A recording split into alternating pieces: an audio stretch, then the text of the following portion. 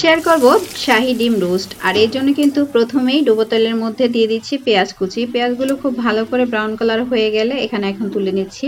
আর বেরেস্তার মধ্যে অবশ্যই কিন্তু একটু চিনি ছড়িয়ে রাখবেন, তাহলে কিন্তু বেরেস্তাটা খুবই মচমচে থাকে। এর মধ্যে কিন্তু আমি যে ডিমগুলো ভেজে নিলাম, আর এখানে এখন কিন্তু এই একই তেলের মধ্যে অ্যাড করে দিচ্ছি পেঁয়াজ বাটা, আদা রসুনের পেস্ট, তার সাথে দিয়ে দিব বাদাম বাটা, 2 ধরনের, কাঠবাদাম আর চীনাবাদাম।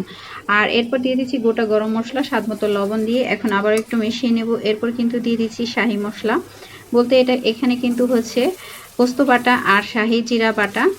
আর এখানে দিয়ে দিচ্ছি এখন আস্ত কিছু কাঁচামরিচ।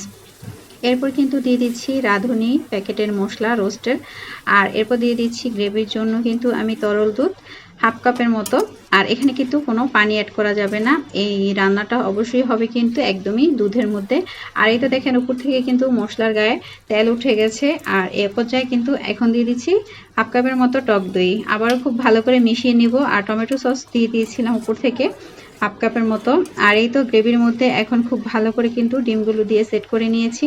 আর উপর থেকে দিয়ে দিচ্ছি কিছুটা ঘি অ্যাড করে। আর তারপর কিন্তু ভেজে রাখা পেঁয়াজ বেরেস্তাটা দিয়ে দিলাম। এই তো আমাদের তৈরি হয়ে গেল শাহী ডিম রোস্ট।